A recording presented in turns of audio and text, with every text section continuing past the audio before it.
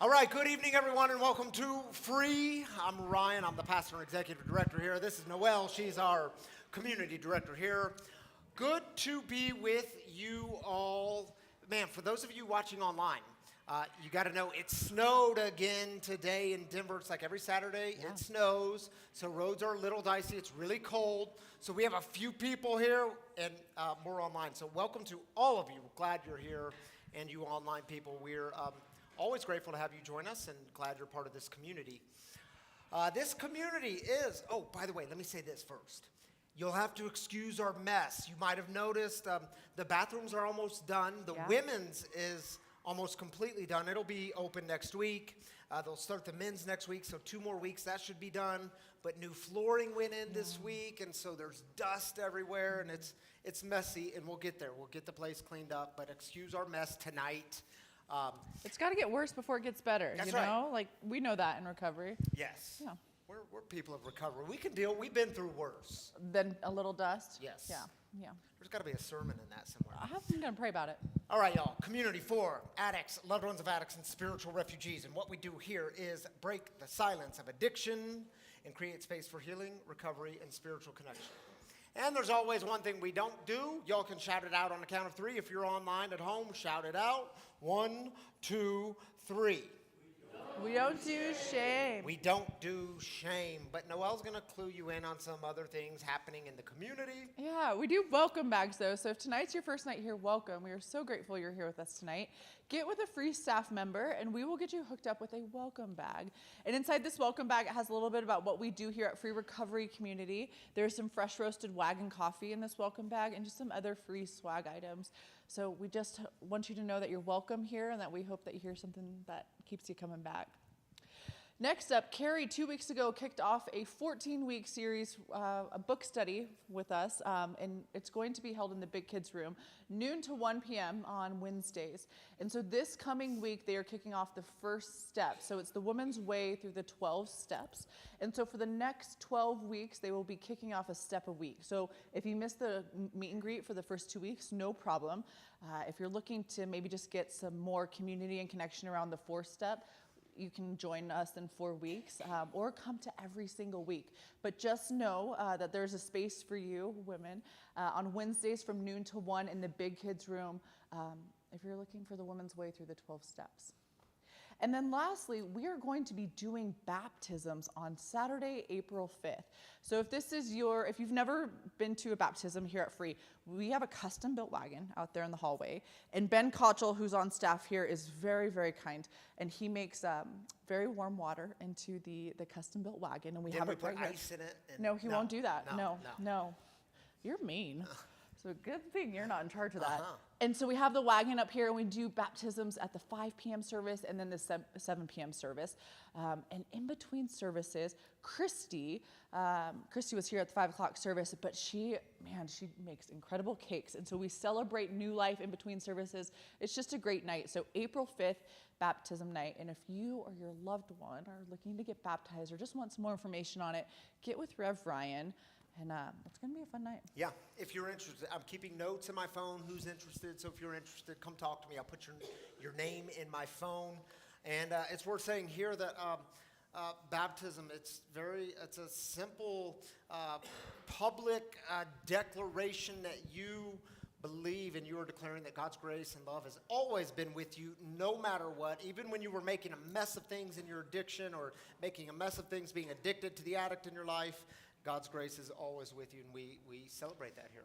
You're going to be baptizing 100% of the Wysocki children that night. Yeah, like all 17 of them. I hope God's grace is with you that night. And we're going to need it. All right. Okay, thank you, Noelle. All right, y'all, the way we get started here on a Saturday night is with celebrations. We lift up the good. We start with the good. Maybe you are celebrating a sobriety anniversary or a birthday or whatever the new thing in your life for recovery is. New jobs, new babies, new homes, whatever it is. We celebrate it all here. So we take 3 minutes for this. You can raise up your hand. Darren will have a microphone. Kiera will have a microphone. They'll get it to you. If you're online, just drop your celebrations in the Facebook comments or YouTube comments, wherever you're joining us, and we'll join with you there. And let's take 3 minutes to celebrate. I have one. Tomorrow, Austin will celebrate 1 year of sobriety. Austin, 1 year, man. We don't do fronts, but we're going to say happy 1 year at midnight. How's everybody doing? My name's Matt. I'm from New York. I just picked up 11 years on the 9th. All right, man, 11 years. Happy birthday to you, dude. Glad you're here from New York. So you're probably used to this weather. Oh, this is nothing, man. See what happens to us? We get all scared and we don't get out enough.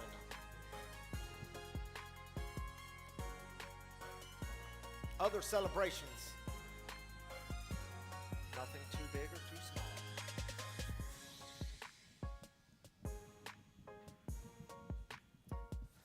We could celebrate the new floors. It's going to be pretty.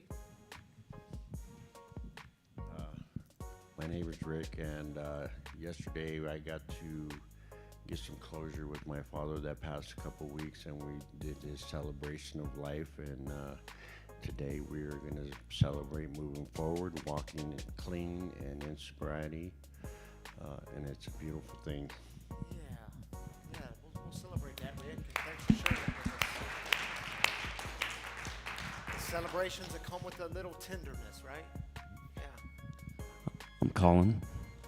I was here for the 5 p.m. and I don't even know what you said, but whatever it was, I realized I honest to God thought my parents hated me as a child, and I realized no, they hated themselves, and I just took it out on me.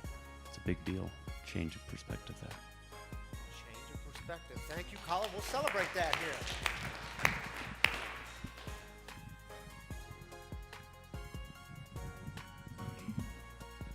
I'm Fredo, and today I celebrate 60 days sobriety. I relapsed last year, but I'm back again and I'm doing better. Yeah. Way to go, Fredo. Glad you're here, man. Congratulations on 60 days. That's a big deal. Hey, I'll kind of put her on the spot. I'm Crystal. On the 22nd, I hit 2.5 years sober. I came tonight to celebrate Brenda, who probably deserves to hear it, that I wouldn't be at 2.5 years if she wouldn't have come into my life as early as she did. And I met her, and she's got a swagger about her, and a dog that looks old.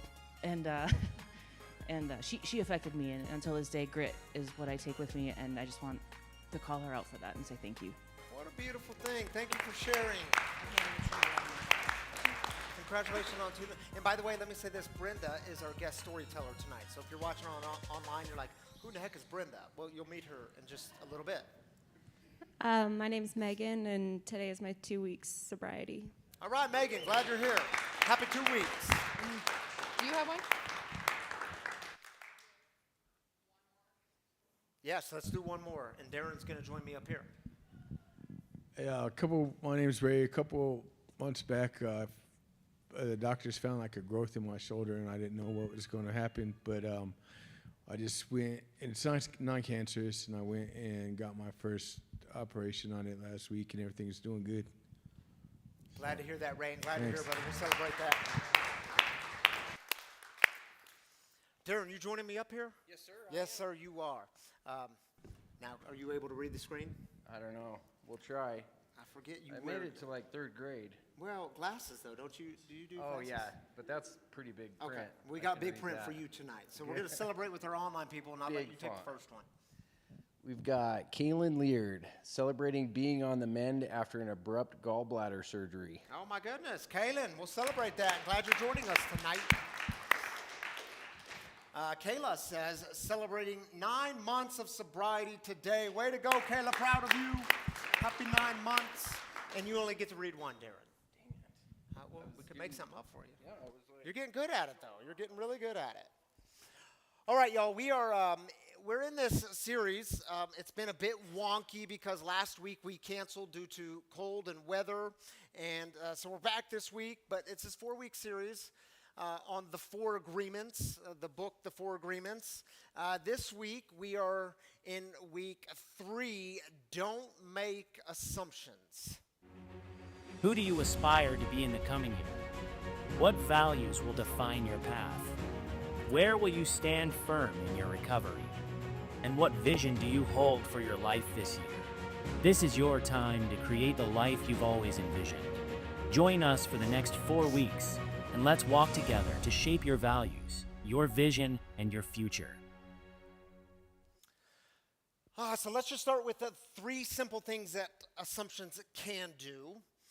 First, and we'll throw them on the screen for you, assumptions can make things awkward, right? Some of y'all have been there. Second, assumptions can create conflict. And last, assumptions, well, they can actually hurt people.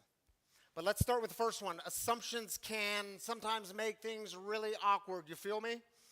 Yeah, like several years ago, I was doing one of my very first weddings. This was, at this wedding, Tammy was my date to this wedding. This was pre-Canada Kids Day. This was, we were actually still kind of newlyweds at the time. And so I get to this wedding, do the ceremony. Things went great. Things went smoothly. After the ceremony, I was standing at the front of the altar, and I was talking to some of the groom's family. Tammy had to go to the bathroom, so she goes to the bathroom and then comes back, and she immediately enters into this conversation, and she says to one of the ladies standing in the group, she says, "Oh, you must be the groom's mother."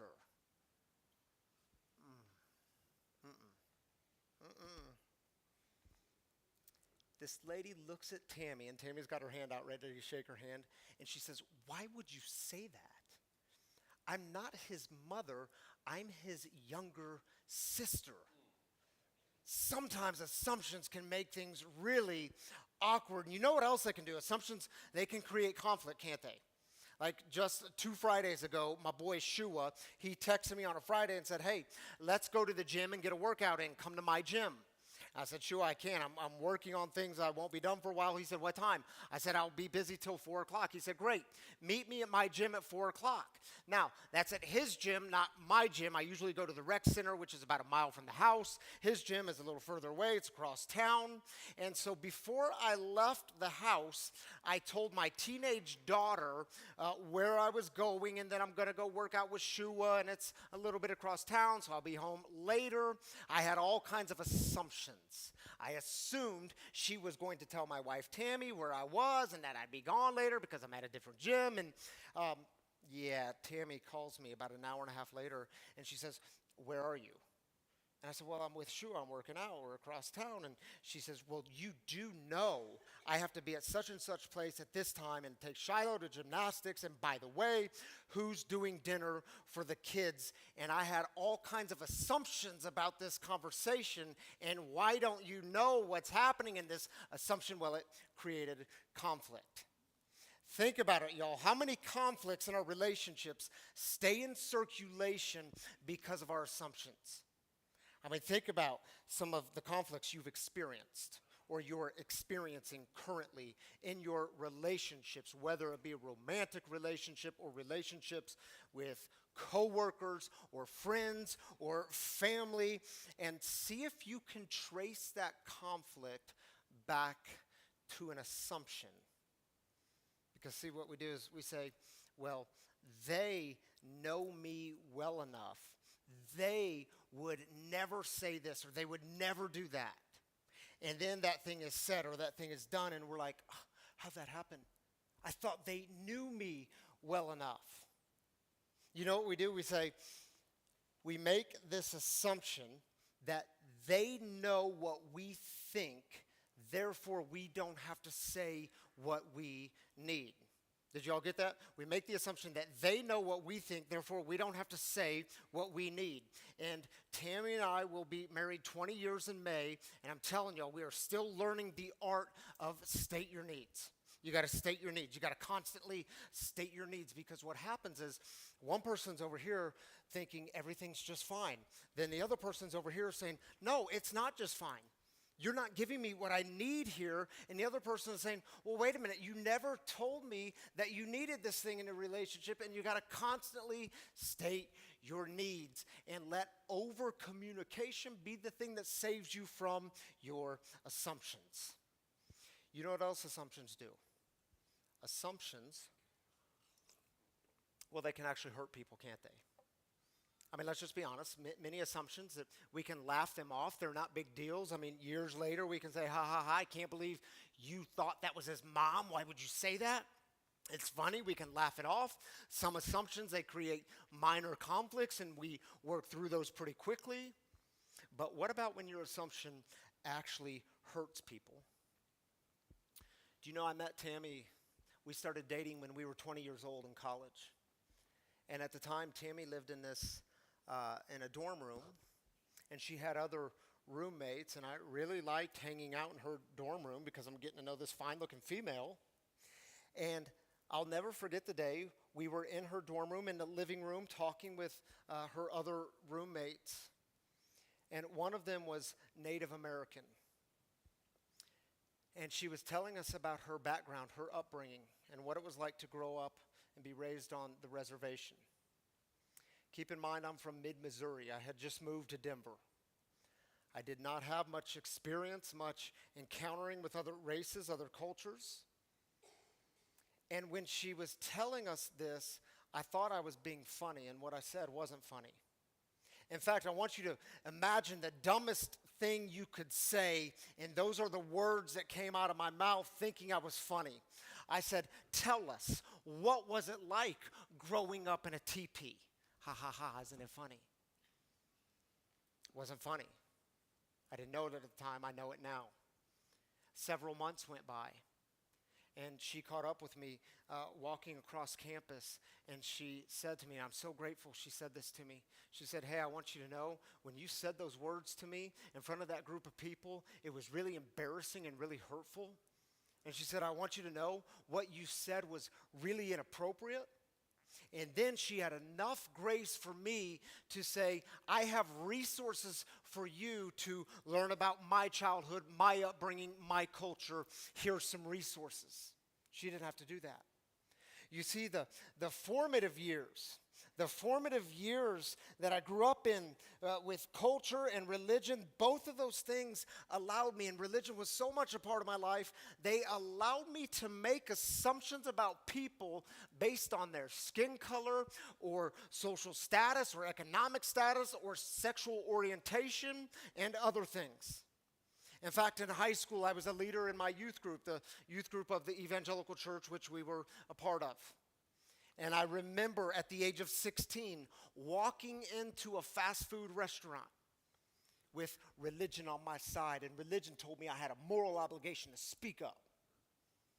I walked into this restaurant, and there was two men sitting at a table, and they started to get friendly with each other, and they started to hold hands with each other. And I said, because I got religion on my side, moral obligation. So I walked up to their table and I shook my head and I made a very derogatory comment towards them, a derogatory comment that's used towards the gay community. Y'all can imagine what I said, and I did so thinking God was on my side. And my thinking was, I didn't know them, I don't want to know them, but I have a lot of opinions about them. And I would also tell you that today I'm living proof that God can change hearts and minds if we let God in. And I can also tell you it was a long process for me, a long process that had lots of questions. Questioning about everything that was handed to me, questions around everything I had ever been taught. And see, now I know that things change when we set aside our assumptions and we begin with questions. Things actually change when we have a willingness to get to know the other. Things start to change when we seek to understand rather than to be understood. And y'all, I'll never forget, it's been a few years ago now. In fact, it was at our old location, our Free's first location back on Arapahoe Road. And I was the only one there that afternoon. And a guy, he walks in, and he had tears filling his eyes, and he began telling me about his daughter and her addiction and how it was taking everything from her. It was destroying the family. And at some point, about midway through the conversation, he said, man, I don't even know you. Do you work here? And so I decided to be honest. I said, yes, I do work here. We started Free not too long ago. I'm the pastor and executive director here. And he starts to cry some more, and he says, then I've got to ask you this question. He said, my daughter is gay, and will she be welcomed here? And y'all, I could proudly say, not only will she be welcomed here, but I'm confident that she will be fully loved here. And if she sticks around, she might even find healing here. See, I say that story to remind y'all who we are. We're a community for addicts, loved ones of addicts, and spiritual refugees, all those people who've ever had to wonder if they truly belong. And y'all might remember a couple of weeks ago we talked about the Proverbs. Remember the Proverbs? It's an Old Testament book or what's called the Hebrew Bible. And it's just a collection of these ancient wisdom sayings. They were put together sometime around the 4th century BC. And one of those Proverbs says this, and see if you can relate to it. Fools find no pleasure in understanding, but only in expressing their opinion. Maybe you've been there. I've been there. I've been the fool.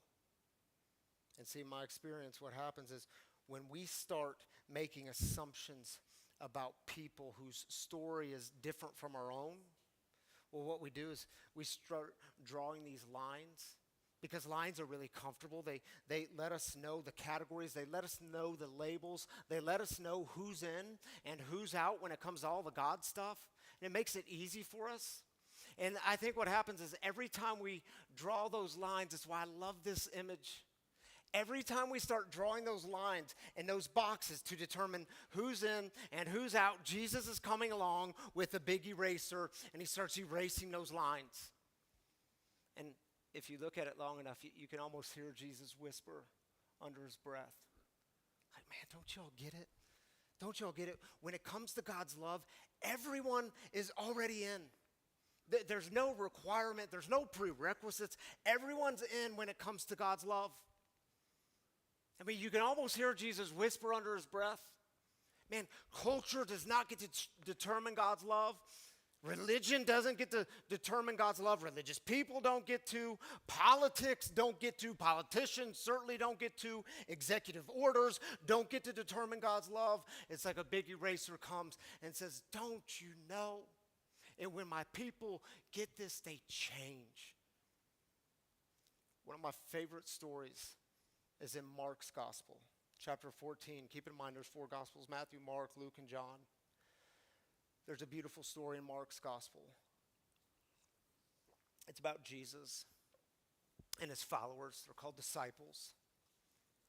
And then you have a man with a skin disease. He would have been called a leper. Then you have this woman who appears on scene. And just a little backstory to chapter 14. Because you have to understand, right up until this point, Jesus and his disciples, they've been traveling around the region talking about this thing called good news, the good news of God's love for all people, not just some. And they've been doing healings and talking about this thing called the kingdom of God. And then right in the midst of this, you have the religious and political leaders of the day, and they're literally plotting to kill Jesus. And then right after this story that we're going to look at, well, right after that, they were quite successful in their plotting, and Jesus was put to death by the state on a cross. Here's how the story goes. Jesus was at Bethany visiting the house of Simon, who had a skin disease, and during dinner, and I want to just pause there for just a moment, because you have to understand the storyteller here is giving us a huge heads up that Jesus is challenging all of the assumptions of the day. He is eating dinner, having a meal with an outsider, and you might say, well, Ryan, how do you know that? Well, because we're told this man has a skin disease. He would have been called a leper. And in the 1st century Greco-Roman world, the leper, there was all kinds of assumptions. He would have been an outsider. The thinking was, this happened to him. He's got the skin disease because somewhere in his past he committed a great sin and God is getting him back. Or his parents committed a sin and God is punishing him, therefore he has this disease. And again, in the 1st century Greco-Roman world, you would never be caught hanging out with a leper. You certainly wouldn't touch them. You definitely would not share a meal with them because this was considered an intimate act. And here Jesus is eating dinner with an outsider, a leper, a spiritual refugee. Check it out. A woman came in with a vase made of alabaster and containing very expensive perfume of pure nard. She broke open the vase and poured the perfume on his head. Some grew angry. Who were the some? It was Jesus' followers, his disciples, the ones closest to him. Some grew angry. They said to each other, "Why waste the perfume? This perfume could have been sold for almost a year's pay and the money given to the poor," and they scolded her. Jesus said, "Leave her alone. Why do you make trouble for her? She has done a good thing for me. You always have the poor with you, and whenever you want, you can do something good for them, but you won't always have me.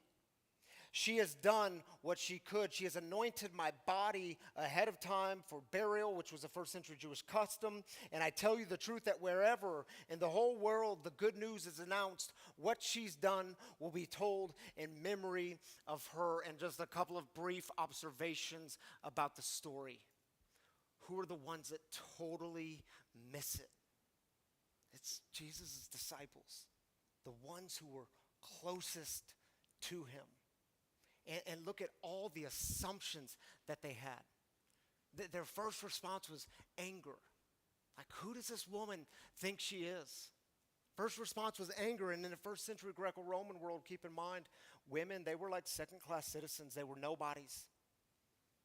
I mean, look at the story. They have no questions, no attempt to get to know her, just a bunch of assumptions and opinions about what to do with the money that they don't even have.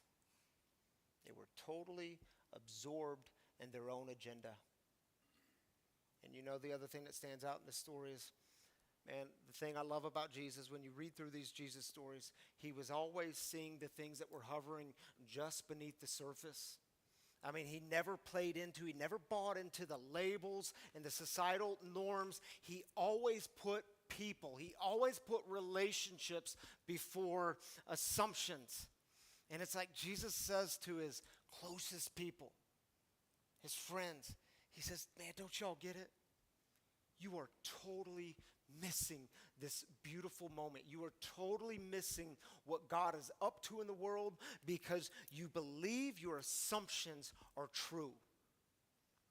And see, one of the biggest assumptions that we make is that everyone around us sees the world the same way as us. The same way we do. I think it's why the third assumption in the book, the third agreement of the four agreements, is don't make assumptions. He writes this: we have the tendency to make assumptions about everything. The problem with making assumptions is that we believe they are true. And in my experience, our assumptions will always undermine God's work in the world. In my experience, our assumptions, you got to be careful with them because they can cause you to miss the most beautiful moments. They can cause you to miss the miracles that are happening in our midst. And in my experience, nothing will challenge our assumptions more about others and God's work in the world more than the work of recovery. I mean, is it true? How many of us, here we are in a room, living rooms of addicts and loved ones of addicts and spiritual refugees. How many of y'all know what it's like to have assumptions made about you? You weren't good enough. You were always making a mess. You were told you were never going to be able to get out of this thing. You were told, even as we'll hear from our guest storyteller tonight, you don't look like an addict. You don't play the role of an addict, and maybe you're just making the whole thing up. There was assumptions made about us, but keep getting honest. How many of us made assumptions in active recovery about others coming in? You swore to yourself, man, they're never going to make it. They don't have what it takes. I heard them open their mouth at that first day, and they just don't have what it takes. Oh, yes, because you, Ryan, you had exactly what it takes on day one. Come in on the winning streak. Do y'all know, I wish I could tell you that I've totally beat this game of assumptions. And I'd be lying to you if I said that. Because the truth is I still struggle with it. Maybe you do too. 6 months ago, I got a call from Shua, the same Shua who I was working out with. Shua calls me, fresh out of detox. And he says to me, Ryan, will you give me a second chance? Will you walk with me through these 12 steps? And you know what I said to him? I said, of course, Shua. We don't shoot the wounded. I heard that early in recovery, and I believe it's true. We do not shoot the wounded. But what I said to him was very different than what I was thinking up here. What I was actually thinking is, man, this dude, he doesn't have what it takes. He's not going to show up. Give it a couple days, and he's not going to call. Give it a week. He won't show up. He's not serious about recovery. And here we are 6 months later. He was here at the 5 o'clock service. Here we are 6 months later. And that dude is still showing up. That dude is working these 12 steps like his life depends on it, because his life actually does. And he's not just showing up to our meetings like me and him together. He's showing up for the community. He shows up for others. And I'm seeing his life change in very profound ways. And whether or not he sticks with recovery, that's totally up to him. I'm watching him encounter a God who is doing for him what he could never do for himself. And y'all, don't let your assumptions cause you to miss the relationships that God is placing right in front of you. And I don't know that we can ever totally get rid of our assumptions and totally move away from them. But the truth is, most of us, if we're honest, we can do better. We can make some progress. And if you struggle with making assumptions like I do, well, try replacing your assumptions with a bit of curiosity.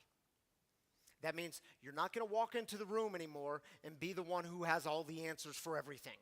Do y'all know people like this? Maybe you're one of them. You have answers for everything. I could make up a topic that's totally made up, and you're going to have an answer and a response to it. And I'm like, dude, I just made that up. How do you even know about it? Try replacing it. Don't be the one to walk in with all the answers. Instead, be the one to walk into the room with all the questions. I mean, can you imagine how the story would be different? What if they would have had questions? What if they would have started with some questions? What if they got curious about this woman and why she was there? And I think what happened is the disciples, they didn't even understand their purpose yet, because they're probably slow learners like me, and it's a big problem. If you don't know who you are and why you're here, well, it's a problem. You got to figure it out. Because if you don't know who you are and why you're here, how are you ever going to give a damn about who they are and why they're here? And I'll close with this. One of the other things that stands out in this story is that Jesus was showing us the new thing. This new thing of new life, beauty happening right in the midst of all the death and the brokenness. This story is surrounded by death and brokenness.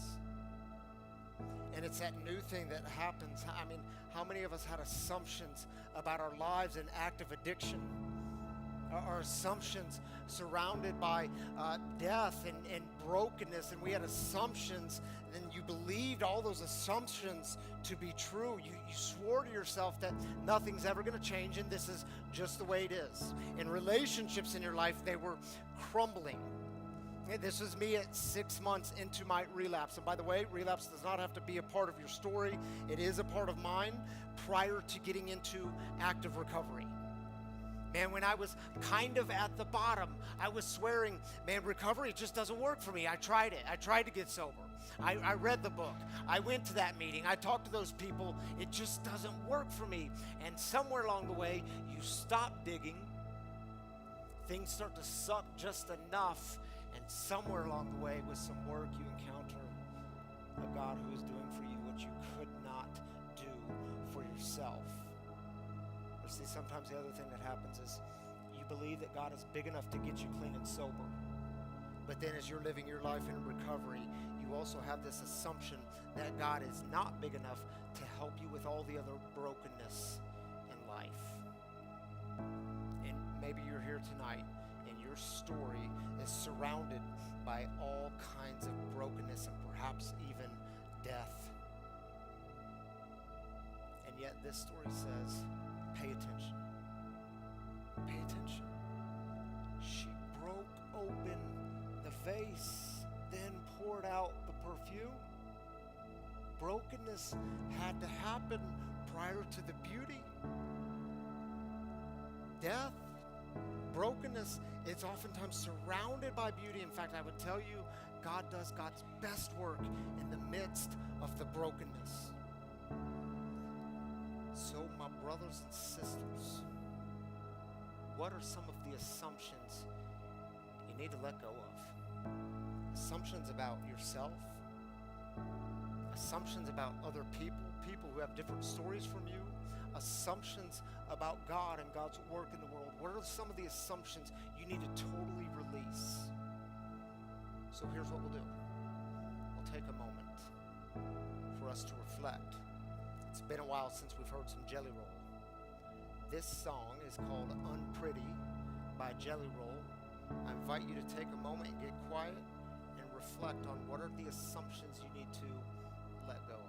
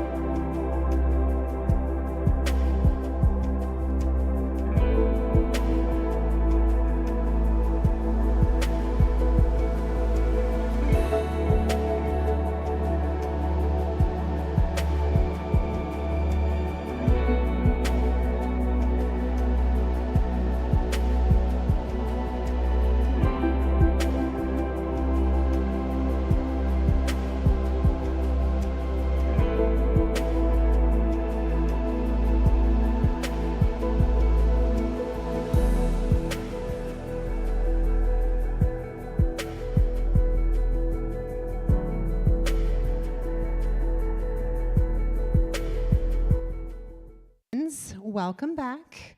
If you are new with us tonight, you should know that after Ryan's message, we always invite a member of our community up on the living room to share their experience, strength, and hope around the topic at hand. Many of you guys may know Brenda's impact before you even met her, and I'll tell you why. So we have one of the very first naloxone dispensers in the city of, I even believe the state of Colorado, but I do believe it's the city of Denver. And so she worked with YPR, and she got us the very first naloxone. So at any time, anyone can come here and get free Narcan. It's always open when we're open. Brenda is one of the major advocates. Although she no longer works for YPR, she still is in the industry and helps countless people. We already heard from someone tonight. Her influence in this community is tremendous. So if you would too, please give me the honor of welcoming Brenda up into the living room today.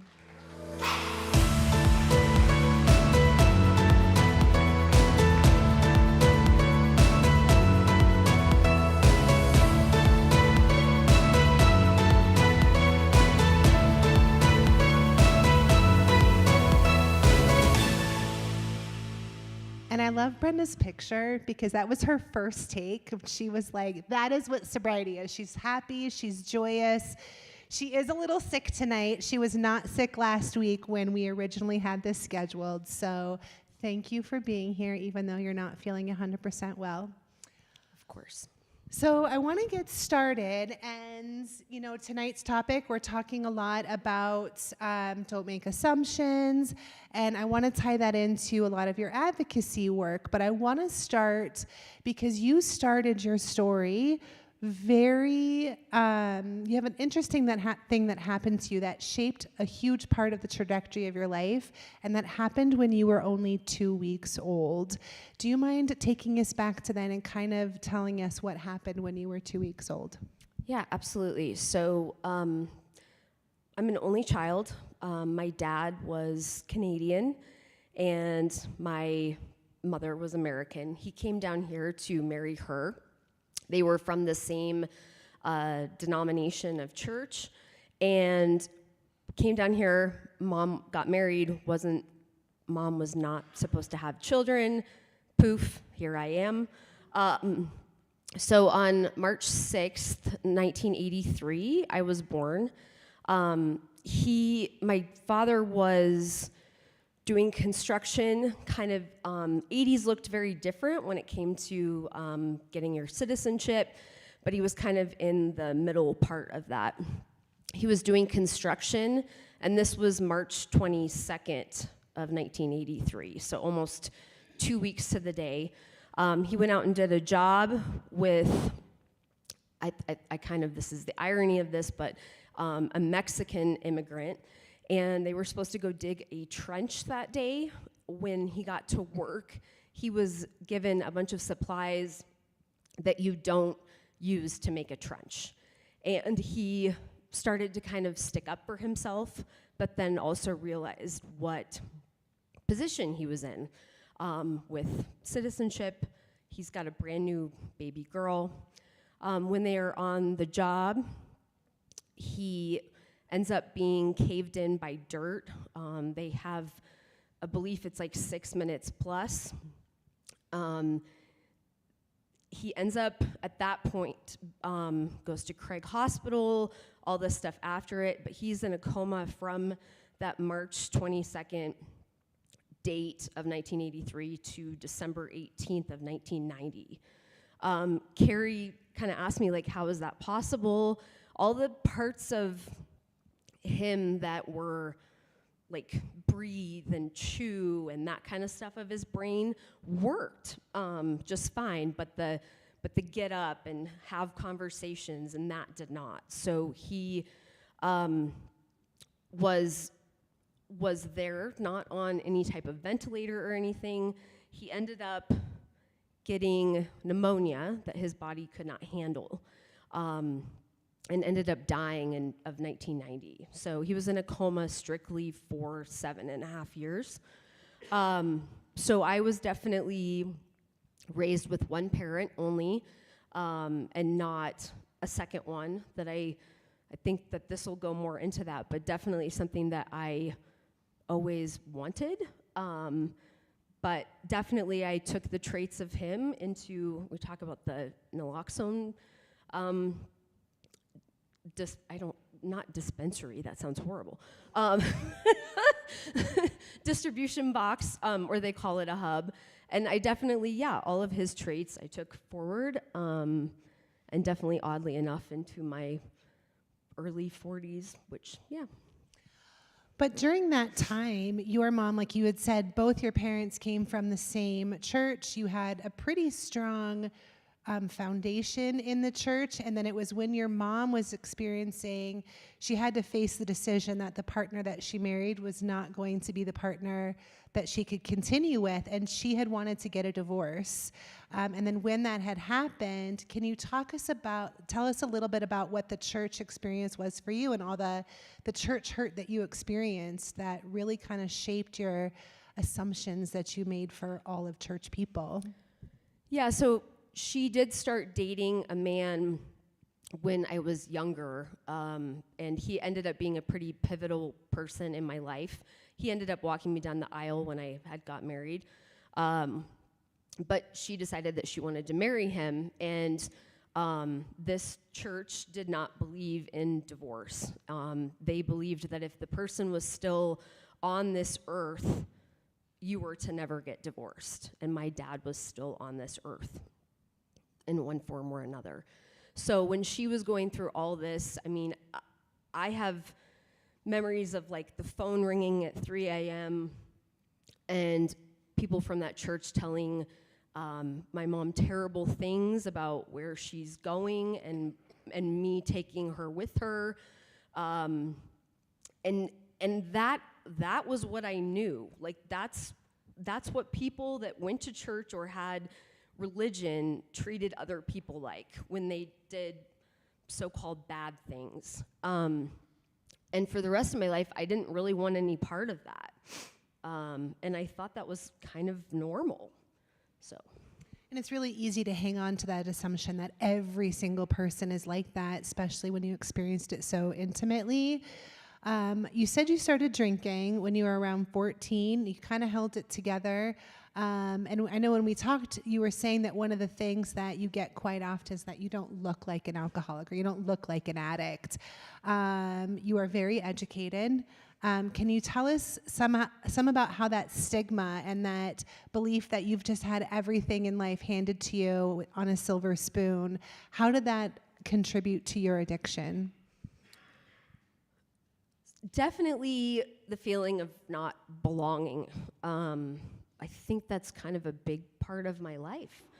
I grew up without a parent, and that was even weird to other people in my class. But the fact that I was blonde and educated, and my race, I was a teacher for 10 years, none of those things, I owned a house, I was married, none of those things were supposed to fall in line with somebody who is drinking like profusely all of the time, and then later on in my addiction,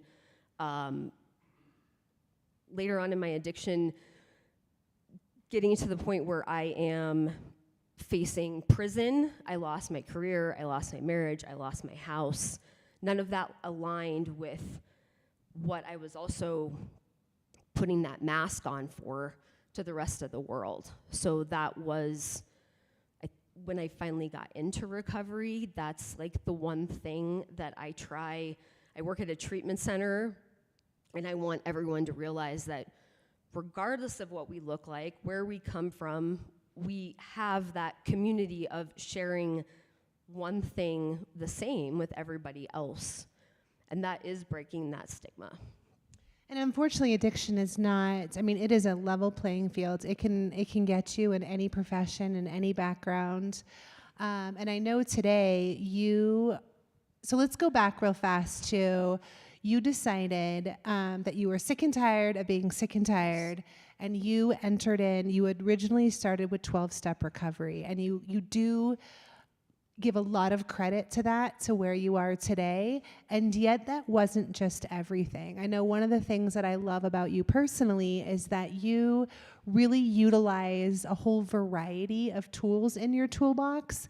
Can you tell us kind of today what your recovery looks like and how you use that to help others find whatever path it is works for them? Yeah, so I did start off at 12-step, and I kind of over time, those of you that know me, I dance to a different drummer. I just do. Maybe it's my late diagnosed ADHD brain, but I kind of quickly found out that an all pathways model of, if you do 12-step, go to a therapist, go to a different meeting, go all the advocacy work that I've done, find out where your niche is and find those multiple things to grasp a hold of. We are in a society where there are lots of distractions, and so by having those multiple ways of doing things, I have found makes my life easier in being like focused on my recovery. I completely understand that that's not going to be for everyone, and I respect that. And I think like to see all the different paths of recovery is such a cool thing. In my daily job, I work at a treatment center, and I try to, Carrie brought up a really great analogy of like the giant 256 box of crayons. You're gonna give the patient the 256 box of crayons as resources, because if you give them 3 crayons, the likelihood of maybe them not being successful, you want to set them up for success. And I want to circle back to the God stuff, because I know a lot of times in 12-step recovery, they tell you that you need to, or they suggest that you need to get a higher power of your own understanding. And I know today that you have a solid foundation and you had to repair that, but it's not something that may like typically look like other people's. And as far as that, don't make assumptions that God has to look a certain way. Can you tell us today what your higher power looks like and how do you access that? Yeah, so I've been sober 6 years, but it took me, I would say about 2.5 years ago. I had a sponsor, and I really kind of dug in to what did my higher power look like. And that was for the first time in like 4 years.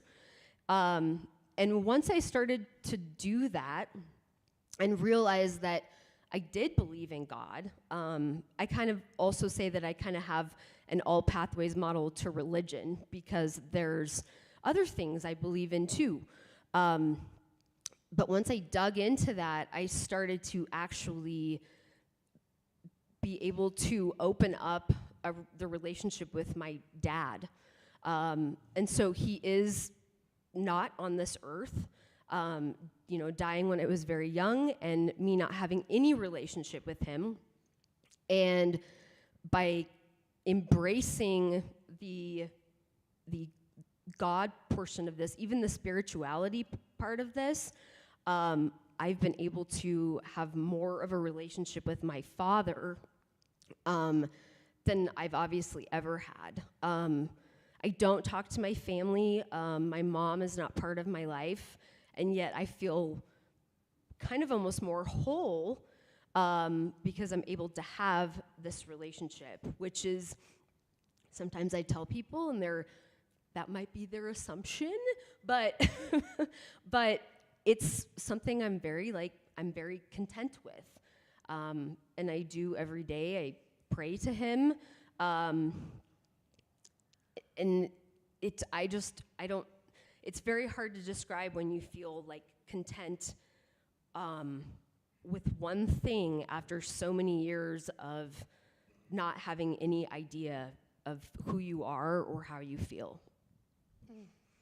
And I think that freedom, right, to like don't make assumptions that your higher power has to look like somebody else's higher power in order for it to be valid. Mm-hmm. And I think that's one thing that I love about here is it just kind of gives a different perspective of what it could look like open a door and it's like a suggestion. In closing, I'd like to kind of tie some of your advocacy work into, because whether you are a loved one or you are an addict yourself, chances are you also love somebody who suffers at times with, advocacy and finding the right pathway. How do you start helping people advocate for themselves, to not make assumptions about what I think you should do. I know what your recovery should look like, and or your recovery should look like my recovery. How do you help people? What is the step one of don't make assumptions? How do you give them that box of crayons? From the peer coaching standpoint, those of us who have heard that, it's the walking alongside of them. I always say you can't push, pull, or drag somebody. And in my day of work, it's like, right now when I go to work, I have 80 people, 80 patients under my, supervision every day, and that's a lot of people. But if I have the mindset that I can't force them to do any part of this, that's going to put them on the correct path. I think whether you're somebody who's never used a day in your life, you're going to have those people in your life that, you know, you're going to want to help. Same goes for those of us who have used or in recovery, sober, whatever that looks like. That's also going to be in our as part of our life. I think 99% of people on this planet have been affected by addiction in some fashion. And my hope is to get the word out that we, you know, all we can do is be there for them. We can't tell them what to do. I think a lot of, I mostly see this with parents. And just a couple weeks ago, the speaker before me was on intervention, and that was a prime example of what we're talking about. And he's now dealing with that with his own kids. So it never stops. It is a never-ending cycle. I don't think it's so sad to talk about this, but you really, truly just have to walk alongside of them. Oh, thank you so much, Brenda. And you're going to stick around a little bit after. I know you're not feeling 100%, but maybe for a little bit you'll stick around. But otherwise, she's here frequently. So if you have questions about her advocacy work or any of her multitude of connections, but could you all please do me a favor and thank Brenda for coming up tonight?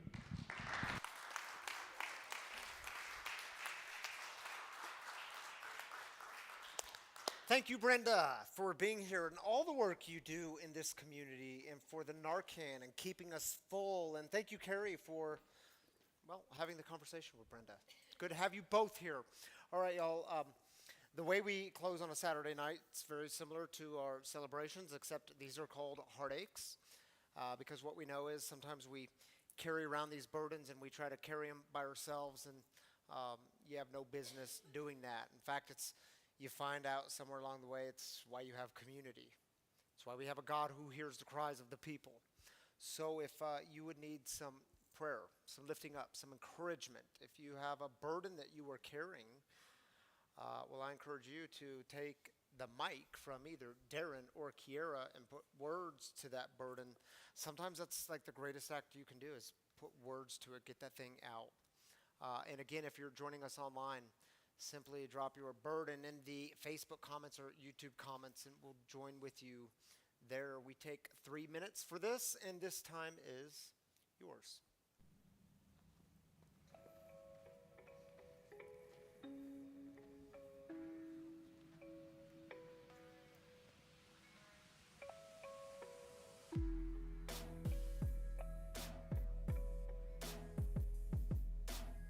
This is like the quietest Saturday night I've experienced in a long time. It almost feels sacred.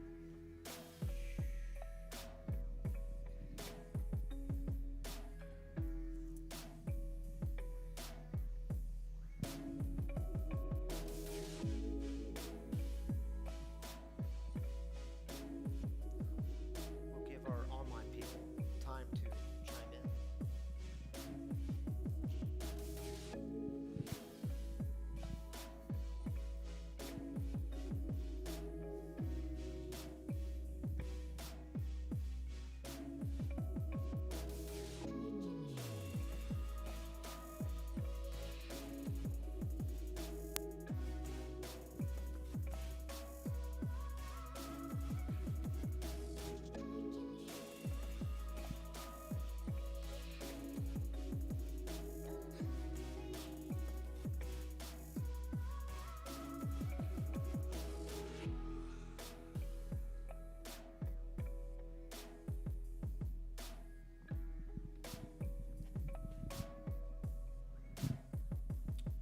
My name's Ryan.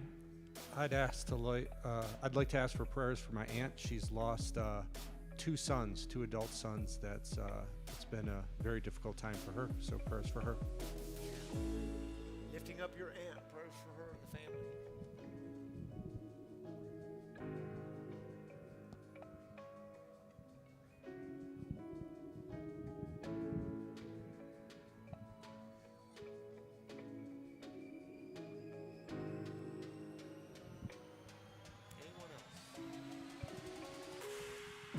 friend Trish, she lost her son about 5 years ago this upcoming Monday to a sudden heart failure. He was 32 years old, so definitely send Trish all your love. All right, prayers for Trish and the family. Again, my name is Matt. 11 years sober, and I'm in the middle of a divorce with a 3-year-old. So if you can just pray for my daughter, Elizabeth Marie, I'd really appreciate it, because I come from a broken home, and I used to blame my addiction and my everything on that. So if you can pray for Elizabeth, she's my reason for being here today. All right, prayers for your daughter. Prayers I for have- you too. I have one too. My son lost a friend this week. He was 15 to an overdose. So prayers for his family. Yeah. 15 men left. Look at this. We were so quiet in the beginning. Now all of a sudden people have things. Was there one in the back? No? Okay. Thank you, Darren. Kira, you want to join me up here for some heartaches? Because I know you love it. Thank you, D. You know what? Let's keep with tradition. Tradition, very important. All right, let's see what the online people have to say. Yeah, you go first. I'm new to this journey. Oh wait, I don't think your mic's on. Hello. I'm new to Agalilord. I'm new to this journey about 2 weeks, and today's been the toughest day. Really wanted to break down and have a drink because it's starting to look like I was hiding a lot of resentment behind it. Yeah, keep going. We're glad you're here, and new to the journey. All kinds of prayers and good vibes and good energy being sent to you. Keep on going. Yeah. Monica says, asking for prayers for my sister again. Her last cancer scan that they may have seen. Her last cancer scan, they may have seen something in her lungs. She will have another scan in 6 weeks. Prayers that the scan comes back clear. Thank you, Monica, lifting up you, your sister, your family. Prayers for y'all, prayers for your sister. Yeah. Glad you're here tonight. Stephen, prayers for Martha, just out of the hospital with severe respiratory illness. Prayers she heals quickly. Thank you. Prayers for Martha, Yeah, lifting her prayers up. for Martha. Robert says, prayers for all the sick and suffering inside and outside the rooms of recovery. Yes, Robert, thank you for lifting them up. Continued prayers for them always. In fact, it's why we exist, so thank you for mentioning them. Yeah. Thank you, Kira, for being up here, passing the mic. I mean, probably the best mic passers we've had on a Saturday night, Darren and Kira, so thank you for that. All right, y'all. Hey, if you've been impacted by the mission of breaking the silence of addiction, if you call this place home, if this is your people, your tribe, your community, well, you should know that we do rely upon your generous giving. In fact, it's how we're funded. People ask all the time, how are you funded?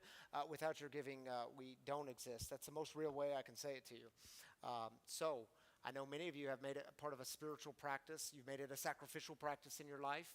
And I said last service, even if you're not giving here at Free, please give somewhere. Please find a need in the world and help meet that need. You will be a better person, I promise you. You'll even feel better most of the time.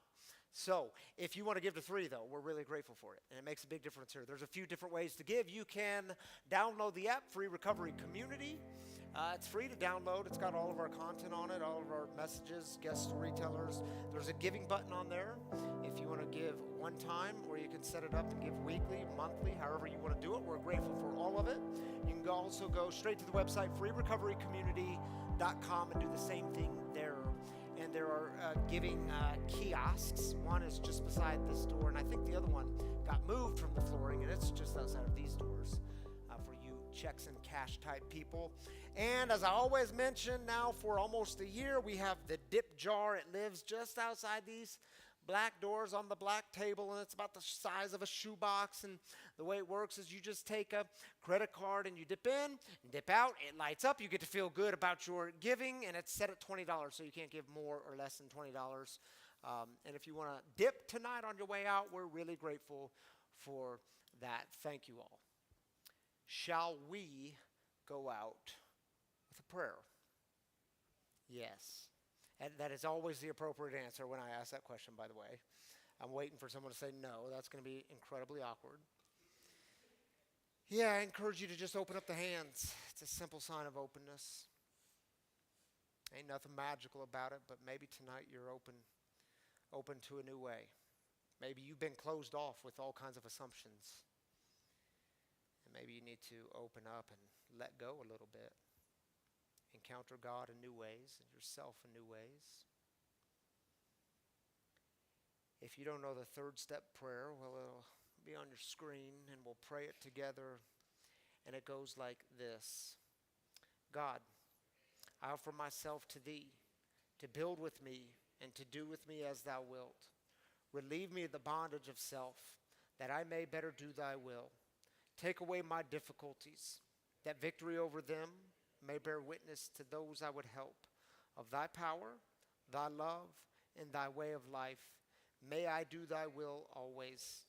Amen. Grace and peace to you. See you next time. Drive safe out there.